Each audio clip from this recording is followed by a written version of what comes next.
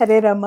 ನಾನು ಗೀತಾ ಮಂಜಪ್ಪ ಅಂತ. ನಾನಿವತ್ತು ಕಲ್ಲಂಗಡಿ ಹಣ್ಣಿಂದು ತಿಂದಾದ್ಮೇಲಿನ ಉಳಿದ ಸಿಪ್ಪೆ ಏನಿರುತ್ತೆ ಅದರಲ್ಲಿ ವೈಟ್ ಪಾರ್ಟನ್ನು ತೆಗೆದು ಅದನ್ನು ಸಿಹಿ ದೋಸೆ ಮಾಡ್ತಾ ಇದ್ದೀನಿ. ಹೇಗೆ ಅಂತ ತೋರಿಸ್ತೀನಿ. ಈಗ ಇದಕ್ಕೆ ಬೇಕಾಗಿರೋ ಪದಾರ್ಥಗಳನ್ನು ನಾನು ಹೇಳ್ತೀನಿ. ಇದು ಇದರಲ್ಲಿ ಈಗ ಅಕ್ಕಿ ಇದೆ, ಮೆದೆ ಮುಗ್ಗಲು ಅಂತ ಹೇಳ್ತೀವಿ ನಾವು. ಇದು ಗ್ರಾಮ ರಾಜ್ಯದಲ್ಲಿ ಸಿಗತ್ತೆ. ಆಮೇಲೆ ಇದು ಕಟ್ ಮಾಡ್ಕೊಂಡಿರೋ ಕಲ್ಲಂಗಡಿ ಹಣ್ಣಿನ ಪೀಸಸ್. ಆಮೇಲೆ ಇದು ಕೆಂಪು ಅವಲಕ್ಕಿ, ಇದು ಸಾವಯವ ಅವಲಕ್ಕಿ ಬರುತ್ತೆ. ಇದನ್ನು ತಗೊಂಡಿದ್ದೀನಿ. ಮತ್ತು ಜೋನಿ ಬೆಲ್ಲ, ಆಮೇಲೆ ಒಂದೆರಡು ಏಲಕ್ಕಿ ಮತ್ತು ದೇಸಿ ತುಪ್ಪ. ಇದಕ್ಕೆ ರುಚಿಗೆ ತಕ್ಕಷ್ಟು ಉಪ್ಪು, ಆಮೇಲೆ ಸ್ವಲ್ಪ ತುಪ್ಪ. ಇದು ಮೇಲಿಂದ ಹಾಕ್ಕೊಂಡು ತಿನ್ನಲಿಕ್ಕೆ ಚೆನ್ನಾಗಿರುತ್ತೆ ಅಂತ ಹೇಳಿ ತುಪ್ಪ ತಗೊಂಡು ತುಪ್ಪ ಹಾಕ್ಕೊಂಡು ತಿಂದರೆ, ಯಾವಾಗಲೂ ಸಿಹಿ ಪದಾರ್ಥಕ್ಕೆ ತುಪ್ಪ ಬಿದ್ದರೆ ತುಂಬ ಚೆನ್ನಾಗಿರುತ್ತೆ.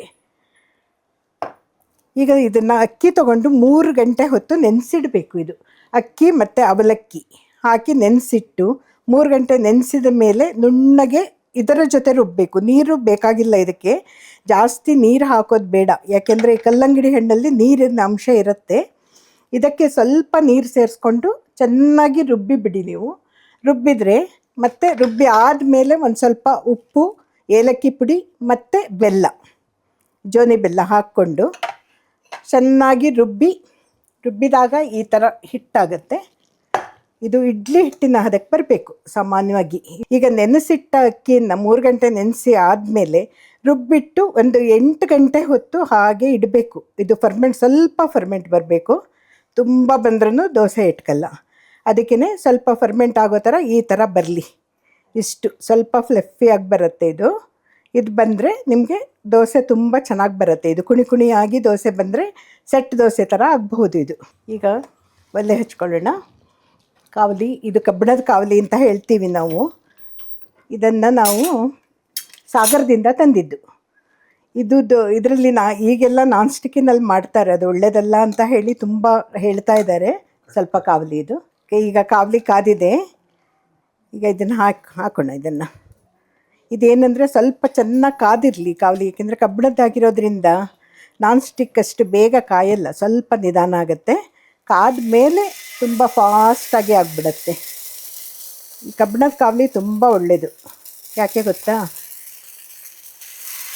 ಇದು ನಾನ್ ಸ್ಟಿಕ್ ಥರ ಅಲ್ಲ, ಹೆಲ್ತಿಗೆ ಯಾವುದೂ ಎಫೆಕ್ಟ್ ಇಲ್ಲ. ಇದು ತುಂಬ ಒಳ್ಳೆಯದು ಅಂತ ಹೇಳ್ತಾರೆ. ನಿಮ್ಗೆ ಐರನ್ ಅಂಶ ಕಡಿಮೆ ಇದ್ದರೆ ದೇಹದಲ್ಲಿ ಈ ಥರ ಕಬ್ಬಿಣದ ಹುಟ್ಟಲ್ಲಿ ಒಗ್ಗರಣೆ ಕೊಡೋದು ಅಥವಾ ಕಬ್ಬಿಣದ ಕಾವಲಿನಲ್ಲಿ ಮಾಡೋದು, ಇದೆಲ್ಲ ನಮಗೆ ಒಳ್ಳೆಯದಾಗುತ್ತೆ. ಐರನ್ ಅಂಶ ಯಾವತ್ತೂ ಕಡಿಮೆ ಆಗಲ್ಲ ಆವಾಗ ದೇಹದಲ್ಲಿ. ನಾನ್ ಸ್ಟಿಕ್ ಆದರೆ ಏನಾಗುತ್ತೆ ಅಂದರೆ ಏನು ಬೇಕಾಗಿಲ್ಲ, ಅದಕ್ಕೆ ಎಣ್ಣೆ ಹಚ್ಚೋ ಅವಶ್ಯಕತೆಯೇ ಇರಲ್ಲ. ನನಗಿದಕ್ಕೆ ದೋಸೆ ಬೇಯ್ತಾ ಇದೆ. ಇದಕ್ಕೊಂದು ಸ್ವಲ್ಪ ತುಪ್ಪ ಹಾಕೋಣ ಮೇಲಿಂದ, ಟೇಸ್ಟಿಯಾಗಿರುತ್ತೆ.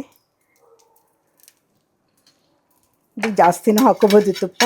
ಸ್ವಲ್ಪ ಹೆಲ್ತ್ ಕಾನ್ಷಿಯಸ್ ಇದ್ದವರು ಸ್ವಲ್ಪ ಕಡಿಮೆ ತುಪ್ಪ ತಿನ್ನೋದಷ್ಟೇ. ಇದು ಈ ಕಲರೇ ಬರಬೇಕು. ಇದು ಗೋಲ್ಡನ್ ಕಲರ್ ಬಂದರೆ ಇದು ನಿಮಗೆ ನೋಡೋಕ್ಕೂ ಚೆನ್ನಾಗಿರುತ್ತೆ, ಎಲ್ಲರೂ ತಿಂತಾರೆ ಈ ಥರ ಬಂದರೆ ಖುಷಿಯಾಗಿ. ಈ ಕಾವಲಿ ಇದೆಯಲ್ಲ, ಇದು ಇಲ್ಲಿ ಬೆಂಗಳೂರಲ್ಲಿ ಸಿಗಬಹುದು. ಆದರೆ ಇದನ್ನು ನಾನು ಸಾಗರದಿಂದ ತೊಗೊಂಬಂದಿದ್ದೀನಿ. ನಾವು ಊರಲ್ಲೆಲ್ಲ ಉಪಯೋಗಿಸೋದು ಇದೇ ಥರ ಕಾವಲಿನೇ. ಸೊ ಅದಕ್ಕೆ ನನಗೆ ಅಂದರೆ ಈವನ್ ನನ್ನ ಮಕ್ಕಳಿಗೆ ಕೂಡ, ಅವರು ಎಂಜಿನಿಯರ್ಸ್ ಆದ್ರೂ ಅವರು ಇದನ್ನೇ ಇಷ್ಟಪಡ್ತಾರೆ. ಇದೇ ಕಾವಲಿನಲ್ಲೇ ಆಗಬೇಕು. ಯಾವತ್ತೂ ನಾನ್ ಸ್ಟಿಕ್ ಯೂಸ್ ಮಾಡೋಕ್ಕೆ ಬಿಡೋದಿಲ್ಲ ಅವರು ಮಕ್ಕಳು. ನಮಗಿಂತ ಅವರಿಗೆ ಹೆಲ್ತ್ ಕಾನ್ಷಿಯಸ್ ಜಾಸ್ತಿ ಇದೆ ಅಂತ ಹೇಳಬೇಕು.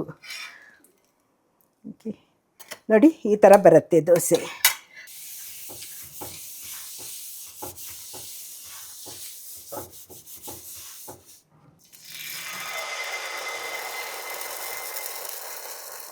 ಒಂದು ಸೌಟಷ್ಟು ಹಾಕ್ಕೊಳ್ಬೇಕು. ತುಂಬ ತೆಳು ಮಾಡಬೇಡಿ. ಇದು ತೆಳು ಇದ್ದರೆ ಚೆನ್ನಾಗಿರಲ್ಲ. ಸ್ವಲ್ಪ ಸೆಟ್ ದೋಸೆ ಅದೇ ಥರ ಇರಲಿ. ಸೆಟ್ ದೋಸೆ ಥರ ಇದ್ದರೆ ತಿನ್ನೋಕ್ಕೂ ಚೆನ್ನಾಗಿರುತ್ತೆ. ಇದಕ್ಕೊಂದು ಸ್ವಲ್ಪ ತುಪ್ಪ ಹಾಕೋಣ. ಇದು ದೇಸಿ ತುಪ್ಪ ಆಗಿರೋದ್ರಿಂದ ಯಾವುದೇ ಭಯ ಬೇಡ ತಿನ್ನಲಿಕ್ಕೆ, ಆರಾಮಾಗಿ ತಿನ್ಬೋದು.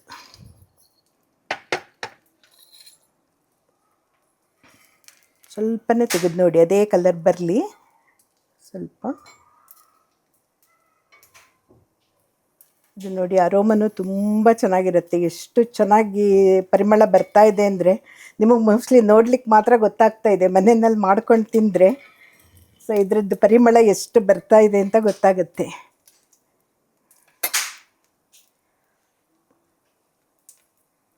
ಸುಮ್ಮನೆ ವೇಸ್ಟ್ ಮಾಡಿಬಿಡ್ತೀವಿ ಕಲ್ಲಂಗಡಿ ಹಣ್ಣೆಲ್ಲ.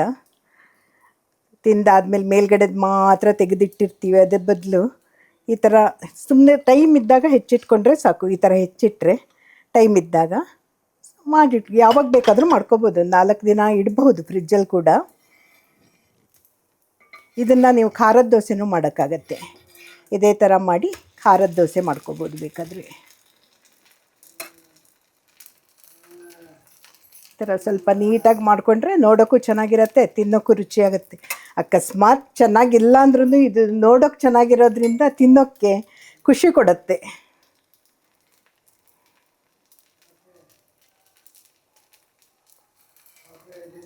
ಇದಕ್ಕೆ ನೋಡಿ, ಇದಕ್ಕೆ ನೀವು ವೈಟ್ ಪಾಲಿಶ್ಡ್ ಅಕ್ಕಿನೂ ಯೂಸ್ ಮಾಡಬಹುದು. ಆದರೆ ಪಾಲಿಶ್ಡ್ ಅಕ್ಕಿ ಅಷ್ಟು ದೇಹಕ್ಕೆ ಒಳ್ಳೆಯದಲ್ಲ. ಅದಕ್ಕೆ ನಾವು ಗ್ರಾಮ ರಾಜ್ಯದಿಂದನೇ ಮೆದೆ ಮುಗ್ಗಲು ಅಂತ ಊರ ಕಡೆ ಸಿಗತ್ತೆ. ಅದೀಗ ಗ್ರಾಮ ರಾಜ್ಯದಲ್ಲಿ ಅವೈಲಬಲ್ ಇದೆ. ಅದನ್ನು ತಗೊಂಡು ನೀವು ಮಾಡಬಹುದು. ಈಗ ನೋಡಿ, ನಾನು ಅಕ್ಕಿ ಅಂತ ಹೇಳಿದೆ. ಅಕ್ಕಿ ಈ ಥರ ಬರುತ್ತೆ. ಗ್ರಾಮ ರಾಜ್ಯದ ಅಕ್ಕಿ ಇದು. ಅಲ್ಲೇ ಸಿಗತ್ತೆ, ಎಲ್ಲ ಕಡೆಗೂ ಸಿಗಬಹುದೇನೋ. ಬಟ್ ನಾವು ತಗೊಳ್ಳೋದು ಗ್ರಾಮ ರಾಜ್ಯದಿಂದ ಆಗಿರೋದ್ರಿಂದ ನಾನು ಅದನ್ನೇ ಮೆನ್ಷನ್ ಮಾಡ್ತಾ ಇದ್ದೀನಿ ನಿಮಗೆ. ಆಮೇಲೆ ಅವಲಕ್ಕಿ ಏನಿದೆ, ಈ ಅವಲಕ್ಕಿನೂ ಅಷ್ಟೇ ನೋಡಿ. ಈ ಥರ ಕೆಂಪು ಕೆಂಪು ಕಾಣಿಸ್ತಾ ಇದೆ ಅಲ್ವಾ ನಿಮಗೆ? ಇದು ಜಡ್ಡು ಅವಲಕ್ಕಿ ಅಂತ ಹೇಳ್ತೀವಿ ಊರ ಕಡೆ ನಾವು. ಈ ಅವಲಕ್ಕಿ ಉಪಯೋಗಿಸಿದ್ರೆ ತುಂಬ ಒಳ್ಳೆಯದು, ಅನ್ಪಾಲಿಶ್ಡ್. ಇದು ಬೆಲ್ಲ ಹಾಕಿದ್ದೀನಿ ಅಂತ ಹೇಳಿ ಹರಿದೋಗ್ಬಿಡತ್ತೆ ಅನ್ಕೋಬೇಡಿ. ಇದು ಹರಿಯಲ್ಲ. ಇದು ಏನೂ ಆಗಲ್ಲ. ತುಂಬ ಚೆನ್ನಾಗಿ ಇಡ್ತಾ ಇದೆ. ನೀವೇ ನೋಡ್ತಾ ಇದ್ದೀರಿ, ಈಗಾಗಲೇ 2 ದೋಸೆ ಮಾಡಿ ಇಟ್ಬಿಟ್ಟಿದ್ದೀನಿ. ಇದಕ್ಕೆ ಹಾಕಿರೋ ಜೋನಿ ಬೆಲ್ಲ ಇದೆಯಲ್ಲ, ಅದು ಅಷ್ಟು ಬೇಗ ಅಂದರೆ ಹರಿಯೋದು ಅಥವಾ ಬೇರೆ ಏನೋ ಕೆಟ್ಟ ಸ್ಮೆಲ್ ಬರೋದು ಏನೂ ಆಗಲ್ಲ. ಇದೇ ಕಲರಲ್ಲಿ ತೆಗೀರಿ ನೀವು ಕೂಡ ಮನೆಯಲ್ಲಿ ಮಾಡಿದಾಗ. Golden brown. ಇದನ್ನು ನಾನು ತೆಗಿತಾ ಇದ್ದೀನಿ ಈಗ. ಸೊ ನೋಡಿ ಎಷ್ಟು ಸಾಫ್ಟಾಗೂ ಇದೆ ಅಂತ ಹೇಳಿ. ಸಾಫ್ಟಾಗಿದ್ರೂ ಹರಿದಿಲ್ಲ.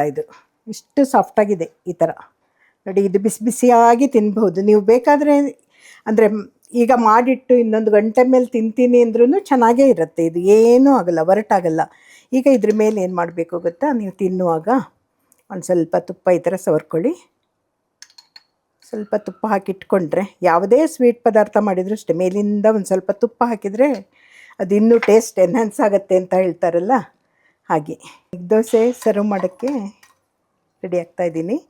ಸೊ ಈಗ ದೋಸೆ ಹಾಕಿದೆ. ಇದ್ರ ಜೊತೆಗೆ ಏನು ಇಲ್ಲದೇನೂ ತಿನ್ನಬಹುದು. ಬರೀ ಇದಕ್ಕೆ ತುಪ್ಪ, ಇನ್ನೂ ಸ್ವಲ್ಪ ಜಾಸ್ತಿ ತುಪ್ಪ ಹಾಕ್ಕೊಂಡು ತಿನ್ನೋಕ್ಕಾಗತ್ತೆ. ಬಟ್ ನಾನೇನು ಮಾಡ್ತಾಯಿದ್ದೀನಿ ಅಂದರೆ, ಇದ್ರ ಜೊತೆಗೆ ಮಾವಿನ ಮಿಡಿ ರಸ ಇದೆಯಲ್ಲ, ಊರ ಕಡೆ ಅಪ್ಪೆ ಮಿಡಿ ಅಂತ ಹೇಳ್ತಾರೆ ಇದಕ್ಕೆ. ಜೀರಿಗೆ ಮಿಡಿ, ಅಪ್ಪೆ ಮಿಡಿ ಎಲ್ಲ.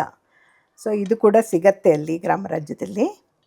ಇದನ್ನು ಹಾಕ್ಕೊಂಡು ಇದ್ರ ಜೊತೆಗೆ ಇದು ತುಪ್ಪ ಹಾಕಿರೋ ದೋಸೆ ತಿಂದರೆ ತುಂಬ ಚೆನ್ನಾಗಿರುತ್ತೆ ರುಚಿ. ಇದಕ್ಕೆ ಚಟ್ನಿ ಬೇಕು ಅಂತ ಇಲ್ಲ. ಬಟ್ ಕೆಲವರು ಚಟ್ನಿ ಇಷ್ಟಪಡ್ತಾರೆ ಅಂತ ಹೇಳಿ, ಈಗ ಮಕ್ಕಳಿಗಾದರೆ ಇದ್ರ ಜೊತೆಗೆ ತಿನ್ನಲ್ಲ ಅವರು. ಚಟ್ನಿನೇ ಬೇಕು ಅಂತ ಹೇಳಿ ಅಭ್ಯಾಸ ಆಗಿದೆಯಲ್ಲ ಚಟ್ನಿ. ಸೊ ಚಟ್ನಿ ಜೊತೆಗೆ ತಿಂತಾರೆ. ಸೊ ಅದಕ್ಕೆ ನಾನು ಚಟ್ನಿ ಹಾಕಿ ಸರ್ವ್ ಮಾಡ್ತಾಯಿದ್ದೀನಿ ಈಗ. ಸೊ ಈ ಥರ ಚಟ್ನಿ ಜೊತೆಗೆ ತಿನ್ನಬಹುದು. ಇದು ತುಂಬ ಸಾಫ್ಟಾಗಿ ಮೃದುವಾಗಿರುತ್ತೆ. ಈಗ ವಯಸ್ಸಾದವ್ರಿಗೆ ಹಲ್ಲಿಲ್ಲ, ಅಯ್ಯೋ ಎಳ್ಕೊಂಡು ತಿನ್ನಬೇಕು, ಅಥವಾ ಕ್ರಿಸ್ಪಿನೂ ತಿನ್ನೋಕ್ಕಾಗಲ್ಲ. ಕೆಲವರಿಗೆ ಕ್ರಿಸ್ಪಿ ದೋಸೆ ತಿನ್ನೋಕ್ಕಾಗಲ್ಲ. ಇದು ಕ್ರಿಸ್ಪಿ ಇರಲ್ಲ. ಸೆಟ್ ದೋಸೆ ಥರ ಮೃದುವಾಗಿ, ಅಥವಾ ಪ್ಯಾನ್ ಕೇಕ್ ಅಂತ ಹೇಳ್ತೀವಲ್ಲ ಆ ಥರ ಇರುತ್ತೆ. ಇದು ನಿಮಗೆ ಕಾಯಿ ಚಟ್ನಿ ಜೊತೆಗೂ ತಿನ್ನೋಕ್ಕಾಗತ್ತೆ. ಬಟ್ ಕಾಯಿ ಚಟ್ನಿಗಿಂತ ರುಚಿಯಾಗಿರೋದು ಮಾವಿನ ಮಿಡಿ ಅಥವಾ ಮಾವಿನಕಾಯಿ ಚಟ್ನಿ ಅಂತ ಮಾಡ್ತೀವಿ ನಾವು. ಮಾವಿನಕಾಯಿ ಚಟ್ನಿ ಅಂದರೆ ಕೆಂಪು ಚಟ್ನಿ, ಅದ್ರ ಜೊತೆಗೂ ತುಂಬ ಚೆನ್ನಾಗಿರುತ್ತೆ ತಿನ್ನೋಕ್ಕೆ. ಸೊ ಇದನ್ನು ಈ ಥರ ತಿಂದರೆ ಖುಷಿಯಾಗಿರುತ್ತೆ. ಜೊತೆಗೆ ಒಂಥರ ಈಗ ಸಂಜೆ ಹೊತ್ತಿಗೆ ಏನೋ ತಿನ್ನಬೇಕು ಅನಿಸ್ತಾ ಇರುತ್ತೆ. ಆವಾಗ ಈ ಸಿಹಿ ದೋಸೆ ತಿಂದುಬಿಟ್ರೆ ಮಕ್ಕಳಿಗಂತೂ ಆಟ ಆಡ್ಕೊಂಬಂತು ತಿನ್ನೋಕೆ ತುಂಬ ಖುಷಿಯಾಗುತ್ತೆ ಅವರಿಗೆ. ಇವನ್ ವಯಸ್ಸಾದವರಿಗೂ ಅಷ್ಟೇ. ಈಗ ರಾತ್ರಿ ಎಲ್ಲ ಮಾಡಿದರೆ ಆರಾಮಾಗಿ ತಿಂದ್ಕೊಂಡು ಮಲ್ಕೊಂಡ್ರೆ ನಿದ್ದೆನೂ ಬರುತ್ತೆ ಚೆನ್ನಾಗಿ. ಕಲ್ಲಂಗಡಿ ಹಣ್ಣಿನ ಬಿಳಿ ತಿರುಳು ಏನಿರುತ್ತೆ ಕೆಳಗಡೆ ಭಾಗದ್ದು ವೇಸ್ಟಿಂದ, ಕಸದಿಂದ ರಸ ಅಂತ ಹೇಳ್ತೀರಲ್ಲ ಹಾಗೆ. ಇದನ್ನು ವೇಸ್ಟ್ ಮಾಡೋ ಬದಲು ಆ ಬಿಳಿ ತಿರುಳಿನ ತಗೊಂಡು ಅದರಿಂದ ಮಾಡಿರೋ ಸಿಹಿ ದೋಸೆ, ಕಲ್ಲಂಗಡಿ ಹಣ್ಣಿನ ಬಿಳಿ ತಿರುಳಿನ ಸಿಹಿ ದೋಸೆ, ಮೆದೆ ಮುಗ್ಗಲಕ್ಕಿ ಉಪಯೋಗಿಸ್ಕೊಂಡು ಮಾಡಿರೋ ದೋಸೆ. ಇದಕ್ಕಿಷ್ಟುದ್ದ ಹೆಸರಂತೂ ಹೇಳೋಕ್ಕಾಗಲ್ಲ ನಮಗೆ. ಸೊ ಮೆದೆ ಮುಗ್ಗಲ ಹಾಕಿ ಮಾಡಿರೋ ಸಿಹಿ ದೋಸೆ ಅಂತ ಅಂದ್ಬಿಟ್ರೆ ಸರಿ ಹೋಗುತ್ತೆ ಇದಕ್ಕೆ. ಸೊ ಇದನ್ನು ಮಾಡಿ ನೀವು ತಿಂದು ಮತ್ತೆ ಕಾಮೆಂಟ್ ಮಾಡಿ ಹೇಗಿದೆ ಅಂತ ಹೇಳಿದರೆ ನಮಗೆ ಮತ್ತೆ ಮಾಡಲಿಕ್ಕೆ ಖುಷಿಯಾಗತ್ತೆ.